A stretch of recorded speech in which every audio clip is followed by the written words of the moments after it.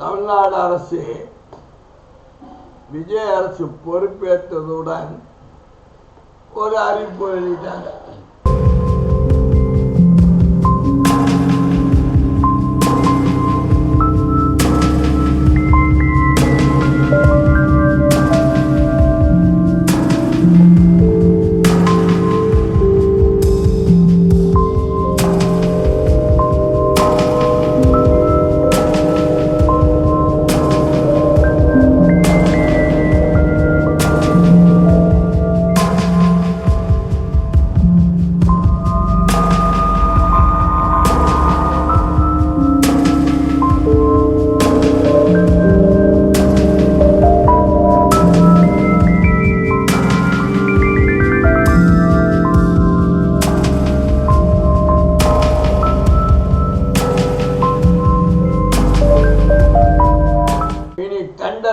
வெளிப்படத்தன்மை, எந்த முறைகேடுக்கு இடம் கொடுக்க மாட்டோம் அப்படின்னு கால அவகாசத்துக்கெல்லாம் கொடுத்து ஒரு அரசாணையை வெளியிட்டு ஏற்கனவே டிஎம்கே கவர்மெண்ட்ல விட்ட டெண்டர் எல்லாம் நிறுத்து அப்படின்னு நிறுத்திருக்காங்க. ரத்துன்னு சில வேலைகள்லாம் பண்ணியிருக்காங்க. அது அரசியல் பழி வாங்கும் நோக்கம். அது நிர்வாக ரீதியாக அவங்க சந்திக்க போகிறாங்க. கான்ட்ராக்ட் எடுத்தோம் பாடு, டெண்டர் விட்டோம் பாடு. இதில் என்ன ஒரு பெரிய வேடிக்கைன்னு கேட்டால், சென்னை மாநகரத்தில் இன்னைக்கு இருக்கிற கமிஷனர் சசிதரன், ஏதோ ஒரு பேர் கொண்ட கமிஷனர் டிசியாக இருந்தார். அவர் டிசியாக இருக்கிற நேரத்துக்கு மாநகர கமிஷனர் வந்து பேடி சிங்கு, கக்கன் பேடி சிங்கு, அவர் கமிஷனர். அவங்க பீரியட்லேயும் இந்த எல்டி லிமிட்டேஷன் டெண்டர்ன்ற ஒரு அறிமுகத்தை பண்ணாங்க. பேக்கேஜ் டெண்டர்னு ஒரு அறிமுகத்தை கொடுத்தாங்க.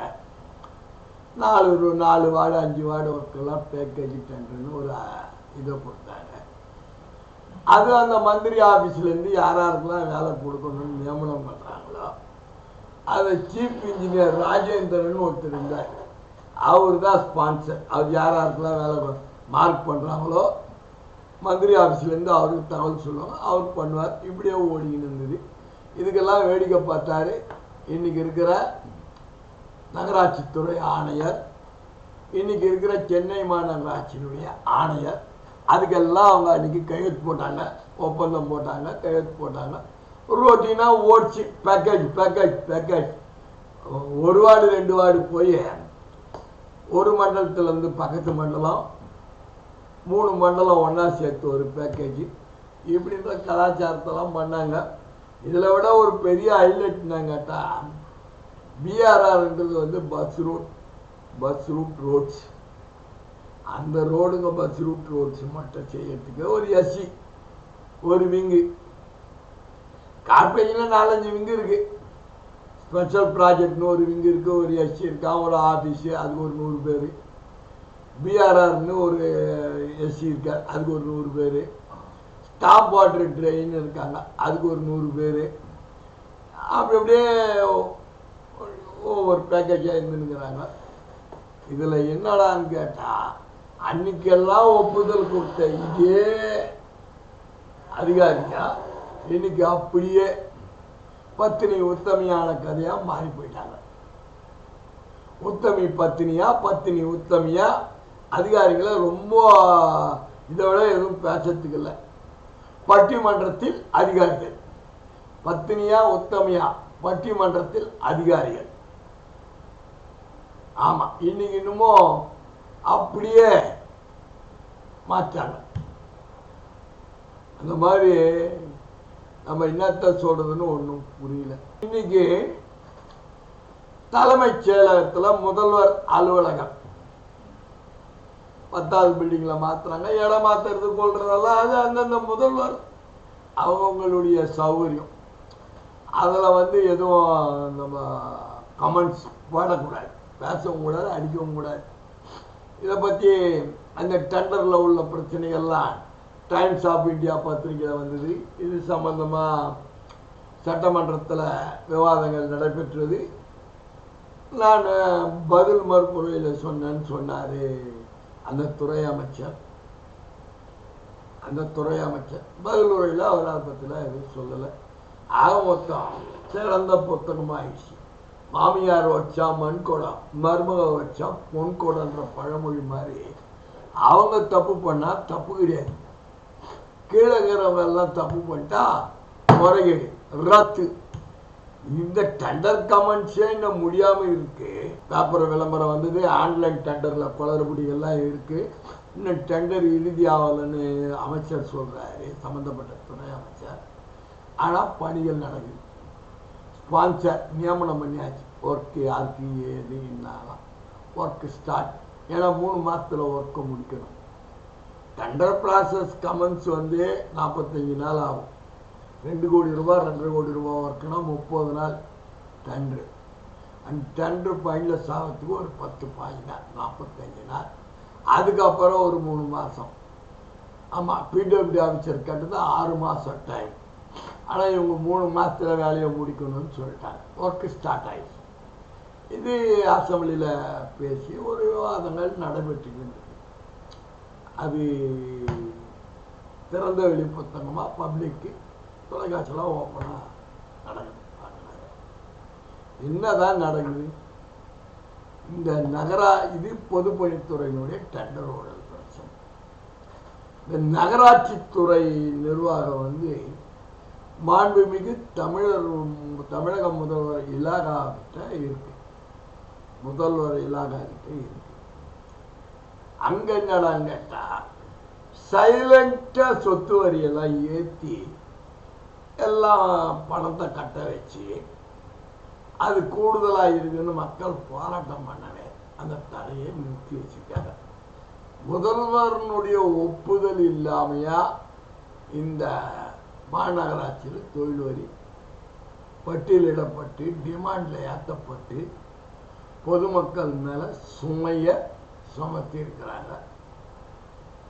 அந்த நேர்மையான அதிகாரி கக்கன் பேடி, ஆமாம், அவருக்கு பஞ்சாப் மாநிலத்தில் பாட்டாலியா மாவட்ட ஹார்ட் ஆஃப் டவுனில் ஒரு பொறியியல் கல்லூரி, ஒரு மருத்துவக் கல்லூரிலாம் இருக்குதுன்னு சொல்கிறாங்க. இதை பற்றி தீர விசாரணையில் இறங்கினா அது என்ன ஏதுன்றதெல்லாம் தெரிய வரும். அது நாளைக்கு அவர் பதில் சொல்லுவார். விஜிலன்ஸில் பதிலோ சிபிஐ என்கொயரியோ அதெல்லாம் போட்டாலும் நாளைக்கு பொதுநல மனுவில் அவர் பதில் சொல்ல போகிறார். அது அப்பால்பட்ட பிரச்சனை. ஆனால் நேர்மையான அதிகாரியின் பிரேமில் காமிச்சிக்கிட்டு மறைமுகமாக இவர் இந்த வேலையெல்லாம் பண்ணிக்கிட்டு இருக்கார். இது முதல்வர் அலுவலகத்துக்கு முதல்வருக்கு தெரியாமையா நடந்ததுன்னு பொதுமக்கள் சமூக ஆர்வலர்கள் கேள்வி. 2வது கட்டமா பால் விலை பிரச்சனை. பால் டிமாண்ட் சென்னையில் டிமாண்ட் நிறைய பொதுமக்களை அன்றாடம் பாதிக்கிற பிரச்சனை. பால் டிமாண்ட் தலைவிரிச்சி ஆடுது. பால் கிடைக்கல. தனியார் பால்லாம் அதிக காசு கொடுத்து வாங்குறாங்க. ப்ரொடக்ஷன் அதிகமாகுது. அவங்க லிட்டருக்கு 3 ரூபாய் நம்ம ஏற்றுனாங்க. கொள்முதல் விலையை இவங்க ஏற்றலைன்னு சொல்லி பொதுமக்கள் பச்சை நிறம் பாக்கெட்டு பால் கிடைக்கல. ஒரே போராட்ட காலமாக அது ஒரு பக்கம் நடந்துட்டு இருக்கு. 3வதாக சைலண்ட் புல்லட்டின் இபி சைலண்டா ஏறிச்சு. எப்படி ஏறும்? சைலண்டா எப்படி ஏறும்? சைலண்டா கணக்கிடுறவங்களுக்கு இன்ஸ்ட்ரக்ஷன் கொடுத்து சைலண்டா ஏறிச்சு.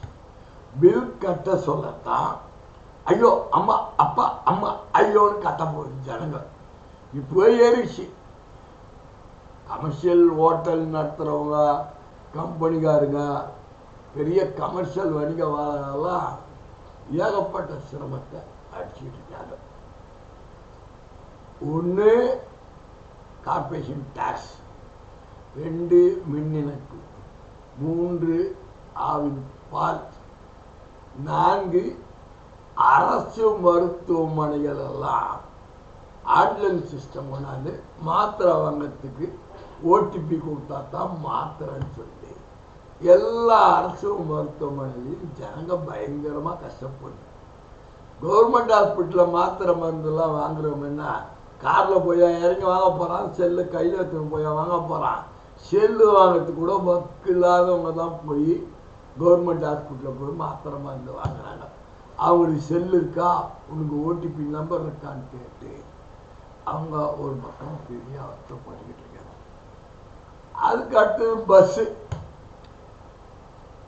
மகளிர் பஸ்ஸு உடச்சிட்டாங்க. மகளிர் இலவச பஸ்ஸு உடச்சிட்டாங்க. அதுங்க ஒரு பக்கம் கஷ்டப்பட்டு இன்னைக்கு ஏதோ ஒரு மாவட்டத்தில் தொலைக்காட்சி செய்தியில் ஒரு 120 பஸ்ஸை கட் பண்ணிட்டாங்க. ஏதோ ஒரு கோட்டத்தில் வருமானம் கம்மியாக இருக்கலாம், அதனால கட் பண்ணிட்டாங்க.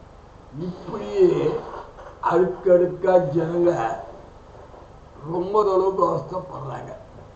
மருத்துவக் கல்லூரி மாணவர்கள் அவங்களுக்கு அரசு கொடுக்குற ஸ்டைபண்ட்லாம் கொடுக்கலன்னு சொல்லி அது ஒரு பக்கம். இந்த மகளிர் உரிமை தொகை 2500 ரூபா தரேன்னு சொன்னாங்க. அதை பற்றி பட்ஜெட்டில் அறிகுறியே இல்லை. அதை பற்றி கேட்டால் ஆய்வு பண்ணிக்கிட்டு இருக்கான்றாங்க. அது ஒரு பக்கம். இப்படி பல பிரச்சனைகளில் பொதுமக்கள் விலைவாசி உயர்வு வேற. அரிசி 20 ரூபா ஏறி போச்சு, 20 ரூபா 25 ரூபா ஏறி போச்சு. எண்ணெய் விலை ஏறி போச்சு, பருப்பு விலை ஏறி போச்சு, வெங்காய விலை ஏறி போச்சு, காய்கறி விலை ஏறி போச்சு. ஜென்றாலும் ஏழை மக்கள்லேருந்து கோடீஸ்வரம் வரைக்கும் பயன்படுத்துகிற மளிகை பொருளுடைய விலை குண்டக மண்டக ஏறி போச்சு. இவ்வளோ பிரச்சனைகளுக்கு மத்தியில் ஜனங்க ரத்த கண்ணீர் விட்டுக்கிட்டு இருக்காங்க. இதை பற்றி இந்த பிரச்சனைகளை பற்றி முதல்வர் அலுவலகத்துக்கு முதல்வருக்கு கவனம் செலுத்த ஆள் இல்லை. இப்படி ஊடகங்கள் வழியாகத்தான் முதல்வருக்கு கவனத்துக்கு கொண்டு போக வேண்டிய கலர் நிலவரம் இருக்கு. மக்கள் அவதியை குறைப்பாரா, மக்கள் பிரச்சனைகளில் கவனத்தில் கொள்வாரா முதல்வர்? பொறுத்திருந்து பார்ப்போம்.